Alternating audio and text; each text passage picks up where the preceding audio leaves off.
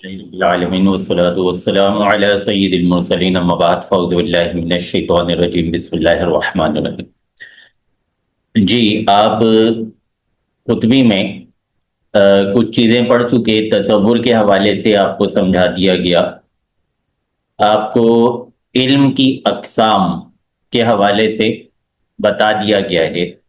امید ہے وہ چیزیں کلیئر ہو چکی ہوں گی، سمجھ آ گئی ہوں گی۔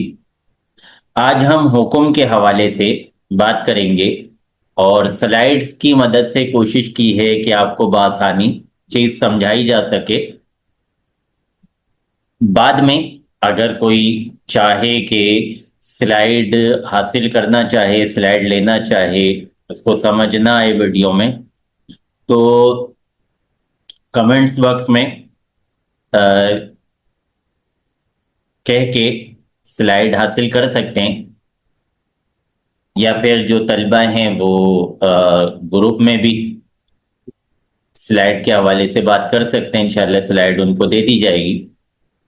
بہرحال تو حکم کے حوالے سے اختلاف آتا ہے، منطقیوں کا دو گروہ بن جاتے ہیں کہ حکم تعبیر کس سے کرنا ہے، حکم کو کیا سمجھا جائے، بیسیکلی حکم کیا چیز ہے۔ جب محکوم علیہ محکوم بھی نسبت کا تصور ہو گیا تو اب حکم کیا چیز ہے، جس چیز کو حکم کہا جاتا ہے، جس کی وجہ سے وہ جو تصور ہوتا ہے وہ تصدیق میں تبدیل ہو جاتا ہے، وہ بیسیکلی کیا ہے۔ ادراک کے لفظ سے بھی اس کو تعبیر کیا جاتا ہے۔ یہاں منطقیوں کے دو گروہ بن جاتے ہیں، متاخرین متقدمین۔ متاخرین کہتے ہیں کہ حکم اصل میں ایکائی نسبت اور انتزاعی نسبت کا نام ہے۔ نسبت واقعہ کرنا، نسبت کا اٹھا دینا۔ اس ترجمے سے ہی آپ کو اندازہ ہو رہا ہوگا کہ وہ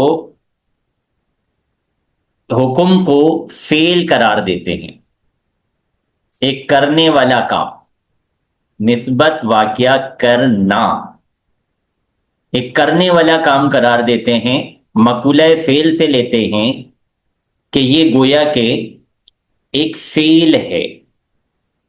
ذہن ایک کام کرتا ہے، ایک فعل ادا کرتا ہے، جبکہ متقدمین اس حوالے سے کہتے ہیں وقوع نسبت، لا وقوع نسبت۔ نسبت کا واقعہ ہو جانا، نسبت کا واقعہ نہ ہونا، یعنی یہ کوئی فعل نہیں ہے، بلکہ وہ نسبتیں ذہن میں جمع ہوئیں، وہ تصورات ذہن میں جمع ہوئے، محکوم علیہ کا تصور، محکوم بھی کا تصور اور نسبت کا تصور، تو اب نسبت کا یا تو ذہن میں وقوع ہو جائے گا، ذہن نے کوئی کام نہیں کرنا، یا نسبت کے وقوع کا انکار ہو جائے گا ذہن میں۔ تو یہ مقولہ انفعال سے لیتے ہیں۔ اب مقولہ فعل اور انفعال بیسیکلی کیا ہیں، اس کی مزید وضاحت اس پیراگراف میں کی جائے گی۔ فعل اور انفعال کا بنیادی فرق۔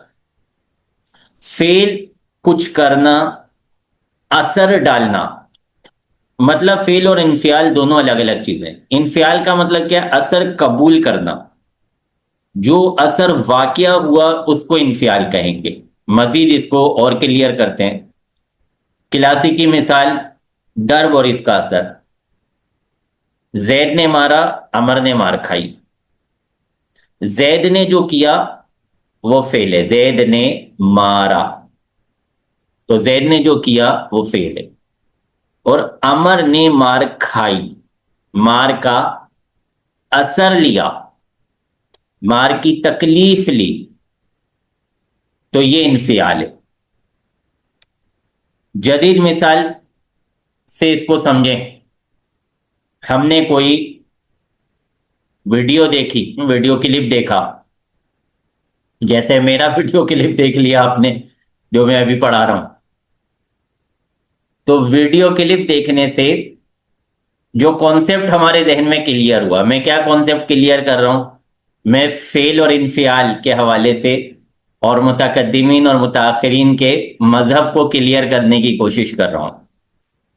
اب اگر یہ ویڈیو دیکھنے کے بعد آپ کا یہ کانسیپٹ کلیئر ہوتا ہے، آپ کے ذہن میں فعل و انفعال کا فرق واضح ہو جاتا ہے، تو ویڈیو نے جو کام کیا ہے، سبق آموز ویڈیو نے جو ذہن پر اثر ڈالا ہے وہ ہے فعل، اور طالب علم کے ذہن میں جو سمجھ آیا ہے، جو اس نے اثر لیا ہے، اس سے جو سمجھا ہے، وہ ہے انفعال۔ تشخیصی فرق: کیا عمل سے پہلے تصور ضروری ہے؟ ہر فعل یا کام جو ہوتا ہے اس میں تصور ہوگا۔ ہم سوچتے ہیں یہ کام کرنا ہے، پھر وہ کام کرتے ہیں۔ صحیح ہے، جب ہم نے کوئی کام کرنا ہوتا ہے تو جنرلی ہم اس کے بارے میں پلان کرتے ہیں، اس کے بارے میں سوچتے ہیں، اس کے بارے میں غور و فکر کرتے ہیں، اور پھر وہ کام کرتے ہیں۔ تو پہلے تصور ہوتا ہے، کام سے پہلے، فعل سے پہلے۔ تو جب مقولہ فعل سے لیں گے تو اس سے پہلے تصور پایا جائے گا، یعنی حکم سے پہلے ایک تصور ہوگا، حکم کا تصور، کہ حکم کیا لگانا ہے، ایکا کرنا ہے یا انتزاع کرنا ہے۔ جبکہ انفعال میں عمومی طور پہ ایسا نہیں ہوتا۔ کیا مار کھانے والا پہلے سے سوچتا ہے کہ میرے ساتھ ایسا ہوگا؟ یا طالب علم جو ہے پہلے سے سوچ لیتا ہے کہ آج اس سبق میں مجھے یہ چیزیں سمجھ آ جائیں گی؟ عمومی طور پہ ایسا نہیں ہوتا۔ تو انفعال جو ہوتا ہے اس سے پہلے عمومی طور پہ تصور نہیں ہوتا، فعل سے پہلے جنرلی تصور ہوتا ہے۔ پوری بحث کا خلاصہ کیا نکلا؟ جب ہم حکم لگاتے ہیں تو کیا ذہن ایک فاعل بنتا ہے یا منفعل، اثر کرنے والا بنتا ہے یا اثر قبول کرنے والا بنتا ہے؟ متاخرین کے نزدیک ذہن فعال ہو کر نسبت کو قائم کرتا ہے، یہ ایک فعل ہے، ذہن فاعل بنتا ہے، ذہن کچھ کرتا ہے۔ جبکہ متقدمین کے نزدیک ذہن سچائی کو محض قبول کر لیتا ہے، محض اس کا اثر لے لیتا ہے، محض اس سے متاثر ہو جاتا ہے، اور یوں حکم جو ہے وہ ایک انفعال کی حیثیت اختیار کر لیتا ہے۔ تو یہ بنیادی طور پہ فعل اور انفعال یا متقدمین اور متاخرین کا جو حکم کے حوالے سے اختلاف ہے اس کا ایک خلاصہ ہے۔ پھر انشاءاللہ کل اللہ نے چاہا تو ہم باقاعدہ قطبی کی عبارت سے اس بات کو مزید سمجھیں گے، اس بات کو مزید واضح کریں گے۔ کل انشاءاللہ پھر ملاقات ہوگی۔ السلام علیکم ورحمۃ اللہ وبرکاتہ۔